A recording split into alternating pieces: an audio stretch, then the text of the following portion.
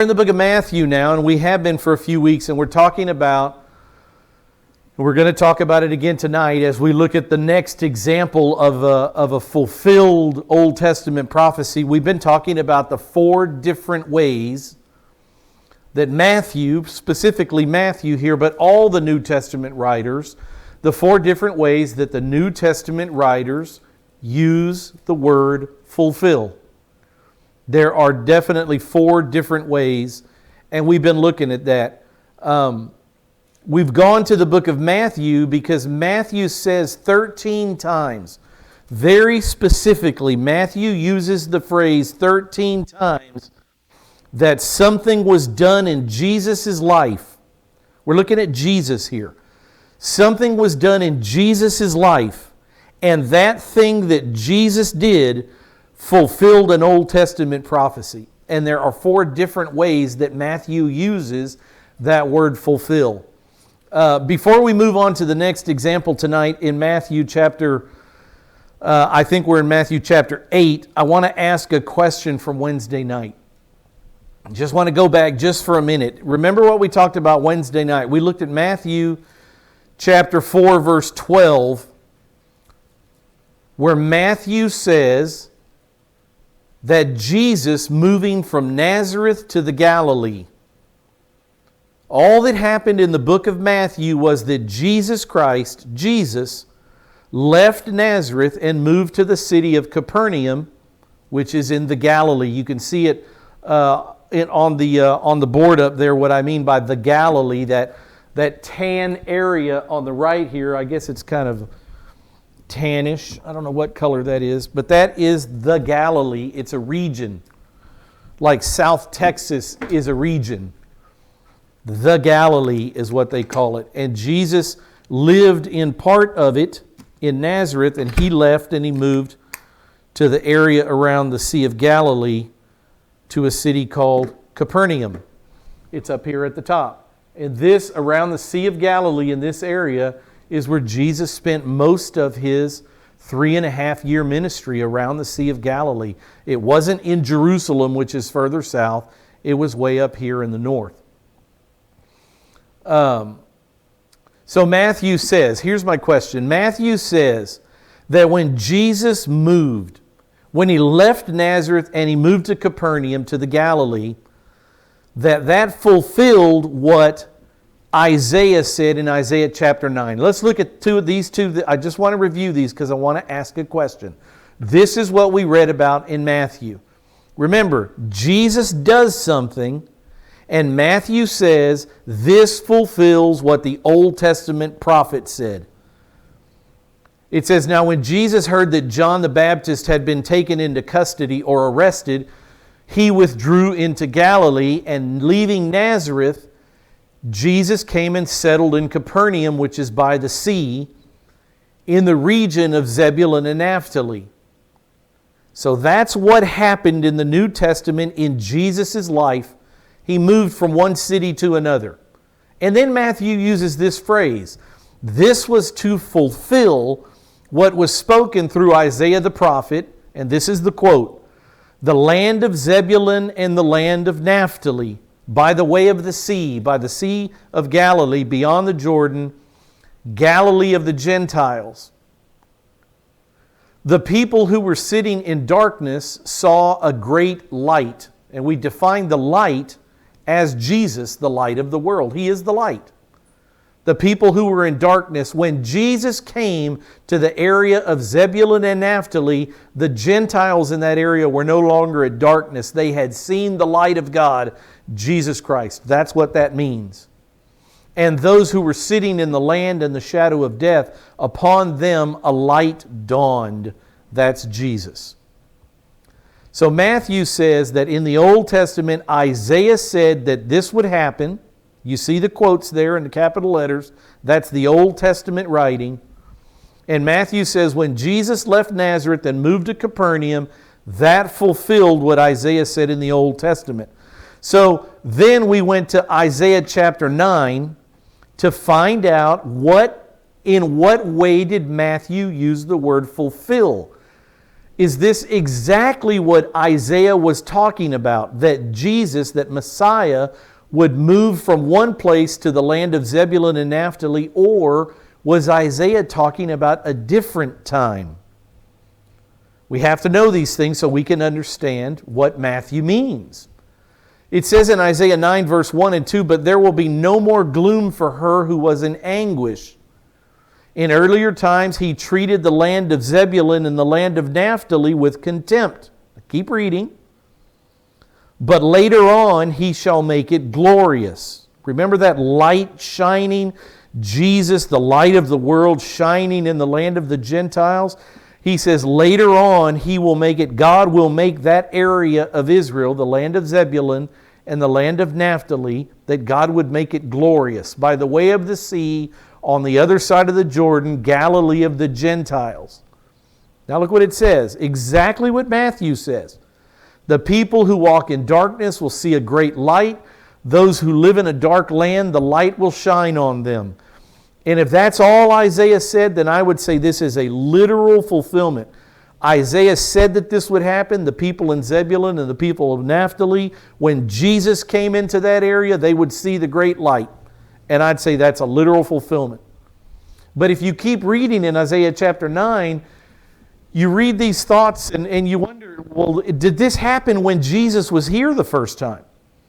What else does it say about Messiah? It says, "You shall multiply the nation, you shall increase their gladness. They will be glad in your presence, as with the gladness of harvest, as men rejoice when they divide the spoil." I asked the question last time, when Jesus was here the first time, was Israel glad? When Jesus was in their presence, was Israel worshiping God, or was Israel crying out, "Crucify this man"? Did they try to find any which way to arrest him and kill him? That's what they did. So Isaiah chapter 9 is talking about something different. It also says, "For you shall break the yoke of their burden and the staff on their shoulders and the rod of their oppressor as at the battle of Midian." So what Isaiah is saying is when Messiah does come to earth, He's going to break off the oppressor that's oppressing Israel, and He's going to let Israel rise up as an independent nation again. Did that happen when Jesus was here? Did Jesus lead a revolution, is what I'm asking. Did Jesus lead a revolution in Israel against the Roman Empire? What's the answer? No. Jesus lived for 33 years and they crucified Him. He wasn't a politician.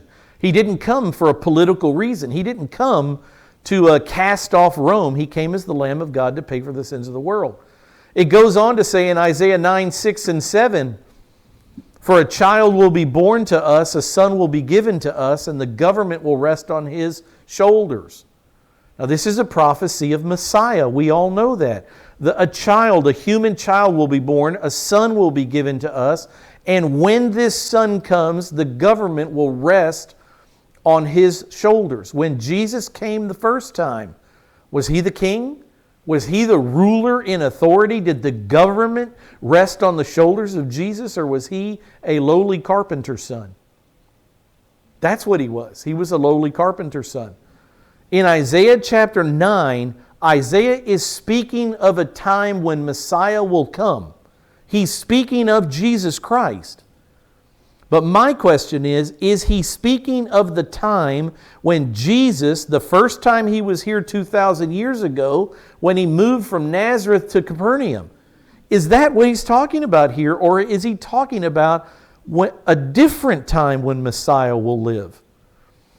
It says there will be no end to the increase of His government or of peace. That didn't happen when Jesus came the first time. There was no peace when Jesus came the first time. It says on the throne of David and over His kingdom, to establish it and to uphold it with justice and righteousness from then on and forevermore. So let me ask you something. In Matthew chapter 4, listen, just listen and think with me. In Matthew chapter 4, verse 12, this is what it says. "Now Jesus, when He heard that John the Baptist had been arrested, He withdrew into Galilee, leaving Nazareth. He came and settled in Capernaum in the region of Zebulun and Naphtali, And that fact right there fulfilled what Isaiah chapter 9 says. In Isaiah chapter 9, it says a lot of different things about Jesus Christ, about Messiah. It says, His name shall be called Wonderful Counselor, Mighty God, Eternal Father, Prince of Peace. Did that happen when Jesus was here the first time? Was He titled with all those names, or was He crucified as one that was rejected and scorned by the people, by both the Gentiles and the Jews? So we know what Isaiah says. So here are my questions. If Matthew, and you answer me, if Matthew meant that Jesus moving from Nazareth to Galilee was a literal fulfillment of everything we just read from Isaiah chapter 9, the government will rest on His shoulders. He'll sit on David's throne forever. If Matthew meant that when Jesus moved from Nazareth to Galilee, it was a literal fulfillment of Isaiah chapter 9, then what dispensation would Jesus have had to live in?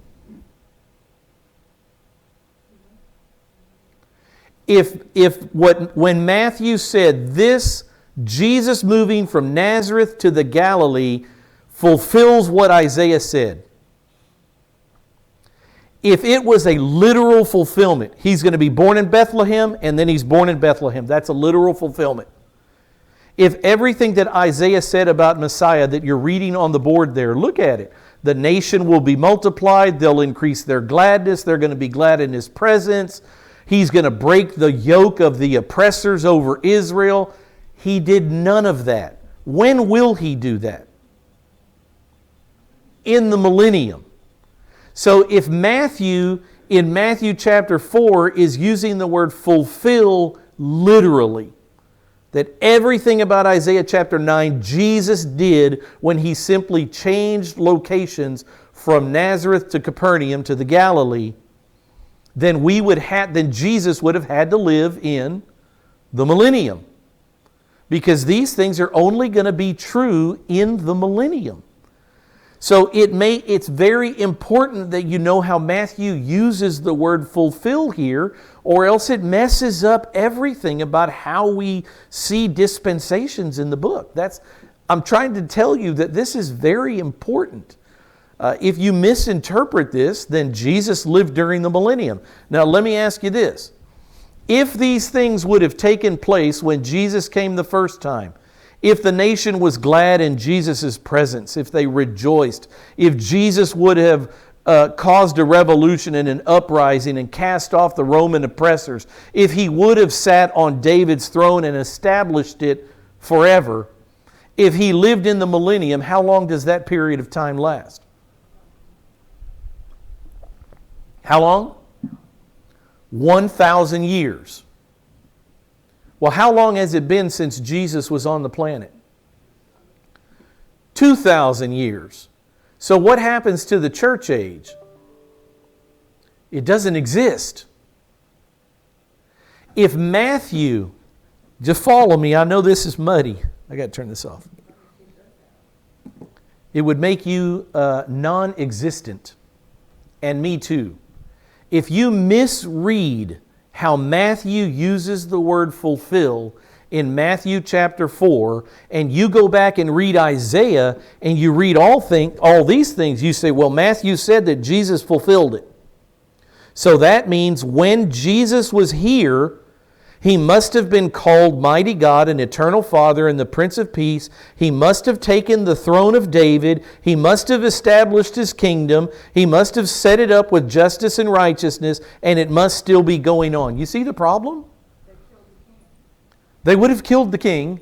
There's all kinds of problems if you misinterpret the way Matthew uses the word fulfill in Matthew chapter 4. He doesn't use it as a literal fulfillment, or else the millennium would already be over. 1,000 years ago it would have been over, because we've been here 2,000 years as the church. The church would have never existed. We'd have gone into the eternal state, and the church would have never been, you and I would have never breathed air. And if you interpret that one verse incorrectly, it messes everything up. That's why I'm taking the time to go through these things.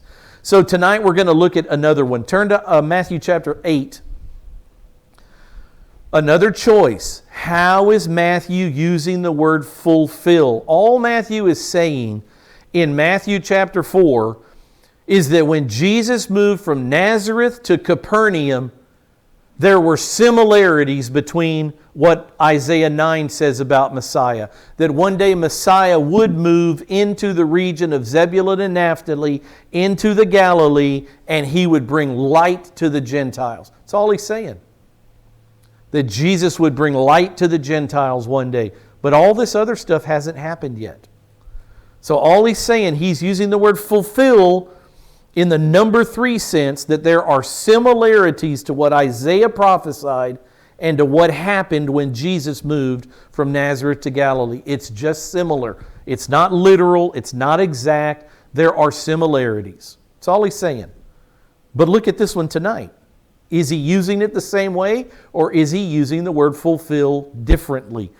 In Matthew chapter 8, verse 14, we're talking about Jesus' healing ministry tonight. Jesus' healing ministry, and how Jesus' healing is a fulfillment of what the Old Testament said he would do. That's what he's saying here. That Jesus healed, and that fulfilled another Old Testament prophet's words, Isaiah again. But look what it says. Before we get into the healing, let's start at verse 14 to find out where Jesus is on the map of Israel. Where is he? And we find that in Matthew 8, verse 14. It says, when Jesus came into Peter's home. See Peter's home? You see a map, you put a pin on it where Peter's home is. Where would you put that pin? What's the name of the city Peter lived in? It's Capernaum. It's Capernaum. It's Capernaum, where Jesus had his headquarters. He moves from Nazareth. He headquarters in Capernaum. That's where Peter's house was, so that's where we are. That's where Jesus is geographically in Israel. He's on the Sea of Galilee at Capernaum, because that's where Peter lived. What does it say? It says he saw his mother-in-law. So Jesus came into Peter's house, and he saw Peter's mother-in-law lying sick in bed with the fever. What does that make Peter? Married or single? Everybody say it. Married. Now, what does the Catholic Church, and I've been picking on the Catholics for a while here, but I'll continue tonight. What does the Catholic Church say? Who does the Catholic Church say founded their church? The very first pope was Peter. Now, what does the Catholic say about the rules for a pope and the rules for any priest? Can they marry or not marry? Not married. What's the problem if Peter is the first pope of the Catholic Church? Peter's married. That's a big problem in Catholic theology. They don't read the Bible. If you read the Bible and you got to that, you'd say, wait a minute. Whose mother-in-law? We know Jesus isn't married. He doesn't have a mother-in-law. But it says Peter's house, and inside Peter's house, his mother-in-law was lying in bed with a fever. And there's no way to get around that mother-in-law. It doesn't mean his relation, his relative. It doesn't mean his mother. It's very clear in the Greek, this is the word for a mother-in-law, your spouse's mother. Peter is a married man. And the Catholic Church holds him up as the first pope of their church. Big problem, because this pope is married. Big problem in their theology. But they sidestep it, ignore it. They rewrite the Scripture. They say that's not what this means, but that's exactly what it means. Look, just because we're here, what it says in verse 15, Jesus touched her hand. There are two miracles here. Tell me what they are. Jesus touched Peter's mother-in-law's hand, and the fever left her, number one. And she got up and waited on him. Number two. When's the last time you had fever? You feel terrible. Drains you of all energy. Even when the fever breaks, you don't get up and start doing the housework. You have no energy. The fever has zapped you. There are two miracles that take place on this day, two healings. Number one, he healed her from the fever. And number two, he instantly restored her strength to her so that she got up in perfect health and waited on him and his disciples. Jesus, the great physician. But look what it says, and this is where I want to look at tonight, the prophecy in Matthew chapter 8, verse 16. So he's in Capernaum. He's on the Sea of Galilee. Capernaum is a seaside town. And this is what he's doing up there. It says, when evening came, they brought to him, to Jesus, many who were demon-possessed. And Jesus cast out the demons with a word and healed all who were ill. So not only does Jesus have power over Satan and Satan's demons, and he's commanding them to leave, there were also people coming that simply had human illnesses like fever and whatever else you want to add to it. Lame arms, lame hands, they were blind, they were mute. There were people that had infirmities and diseases in the Sea of Galilee area. They were bringing them to Jesus, and he was healing them all. That's what happened. That's what occurred when Matthew saw Jesus in Capernaum. He was healing people.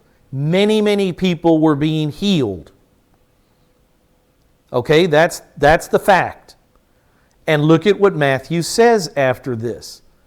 The fact that Jesus is healing people in Capernaum, he says this was to fulfill what was spoken through Isaiah the prophet. Now you tell me, how is he using this word fulfill? We'll have to go back to Isaiah to make sense of it, to find out. But he says this, the healing that Jesus was doing, this healing was done to fulfill what was spoken through Isaiah the prophet. And this is what Isaiah says, he himself, Jesus, he himself took our infirmities and carried away our diseases. A couple of words so we can weigh the two of them and see how similar they are. The Matthew 2, what Jesus is healing, and the Isaiah chapter 53 is where we're going to be, what Isaiah had to say. So a couple of words. It says, he himself, Jesus, in himself took our infirmities. The word infirmities is asthenia. Asthenia, A-S-T-H-E-N-E-I-A, and it means an illness or a weakness or a sickness. So what Jesus did was heal people of illness, weakness, and sickness. That's what he was doing around Capernaum. The second word is the word here. It says he carried away our diseases.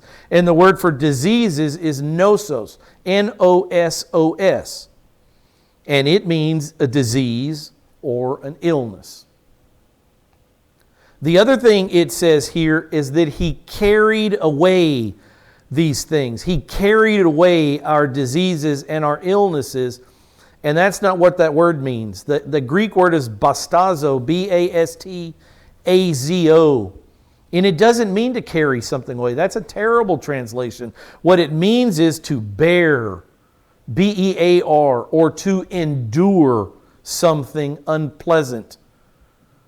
To endure something unpleasant or difficult, whether on one's own behalf or on behalf of someone else. It's to bear someone's load for them. It doesn't simply mean to carry something away. It's Jesus taking the illness and the disease on himself and taking them away from us. So ultimately, let me tell you that ultimately this happened on the cross, and this was a spiritual issue. We had spiritual infirmities and spiritual diseases that Jesus healed us from through his death on the cross and our believing in him. But in the Galilee, in Capernaum, Jesus was healing people, and Matthew said, this is what Isaiah spoke of in Isaiah chapter 53. What Jesus is doing, healing people, is exactly, well, it's the fulfillment of what Isaiah said. That's what he says.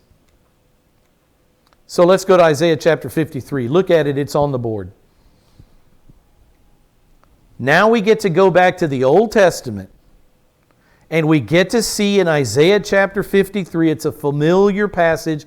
It's the passage of the suffering servant. It's the passage that tells about Messiah being crucified for mankind, for taking the place of mankind.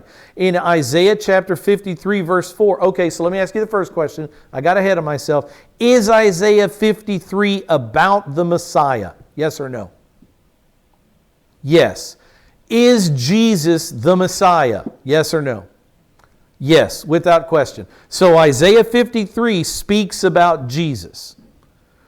So let's see what it says in Isaiah 53 verse 4 and see how is it that Matthew is using this word fulfill. In verse 4 it says, "Surely our griefs he himself bore." Remember what it said? I took it away. It said in Matthew that he himself took our infirmities. In Isaiah 53, Isaiah prophesied that one day, 700 years later, a man would be born, Messiah would come, and he himself, in himself, will bore our griefs. That's pretty similar. And our sorrows he carried. And then the last part of the verse says, "Yet we ourselves esteemed him stricken, smitten of God, and afflicted." But it's the first part we're interested in. This is a prophecy in Isaiah chapter 53 where Isaiah is saying, one day Messiah will come. I don't know what his name is. But one day a deliverer will come, Messiah, the promised one. And when he comes, he will deliver us from our griefs.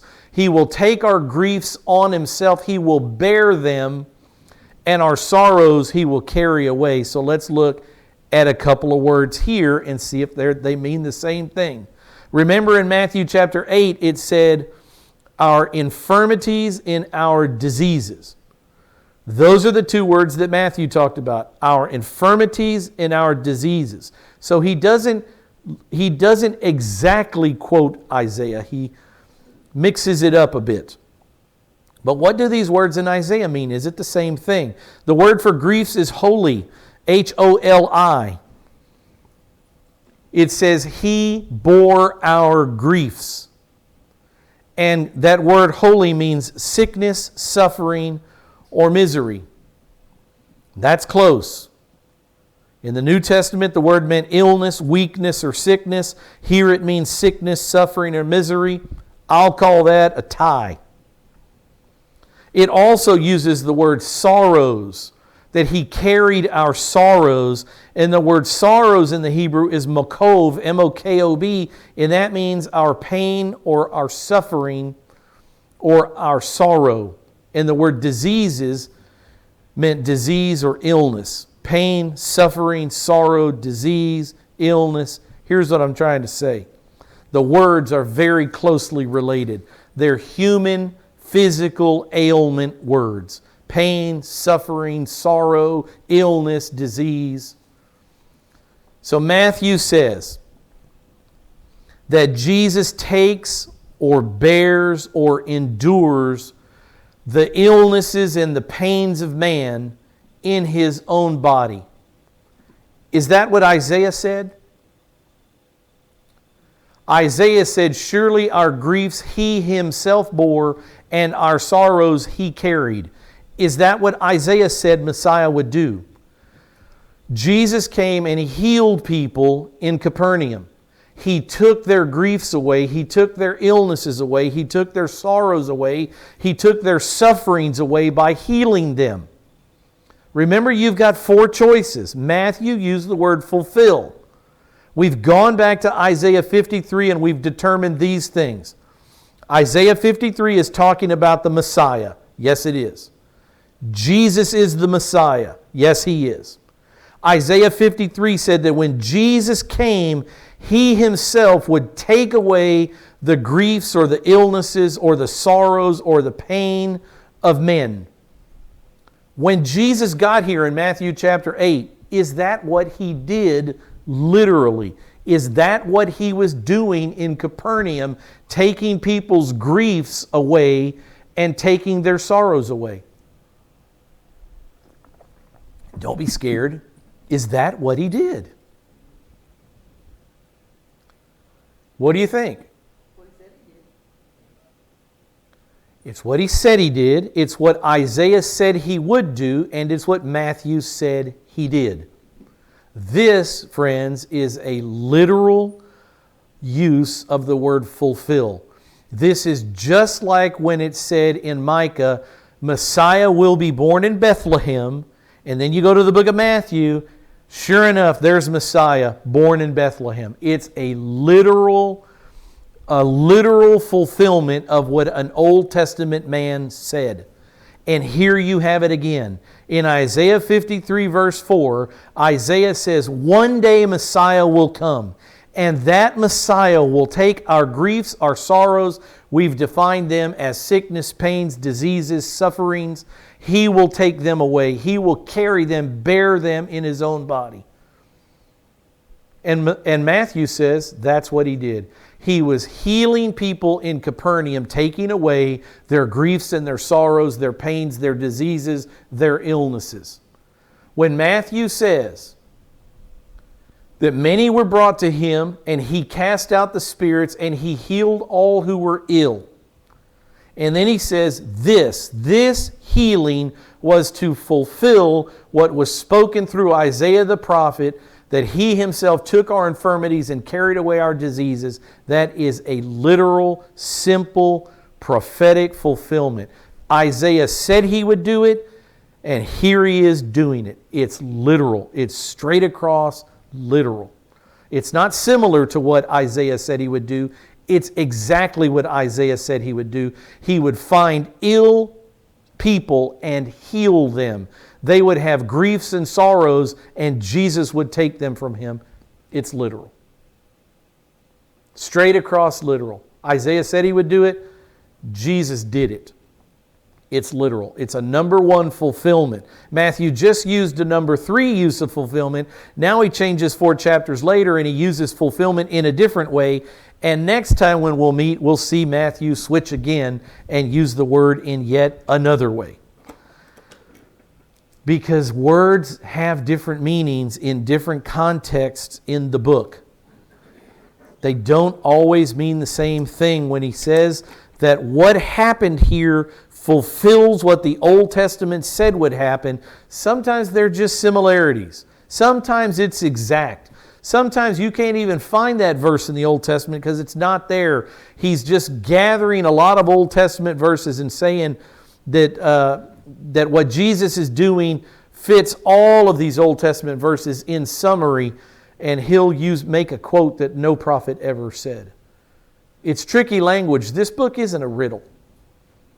The Bible isn't a riddle. It's not a difficult, super difficult thing where you have to be some sort of genius to open it and get anything from it. That's not what this book is. But you have to know how the Bible uses language, because it doesn't always use the same word to mean the same thing every time that word is used. And that's what I'm trying to get you to be by going through all these things, a better Bible reader, a better understander of God's words. Next time we're going to look at Matthew chapter 12. You can look at it, move ahead of me, do some homework. Next time we're going to look at Matthew 12, verse 16 to 21. And then we're going to go back to Isaiah chapter 42, verses 1 and 4 to find out, how did Matthew use the word fulfill now? Is it literal? Is he just saying it's similar to what happened back then but not exact? How did he use it in Matthew chapter 12, verse 16 to 21? Because in 17, he says this was to fulfill what was spoken through Isaiah the prophet. The exact same phrase he just used, but I wonder if he's going to use that phrase differently in Matthew chapter 12. You tell me next time we meet. Let's close in prayer. Father,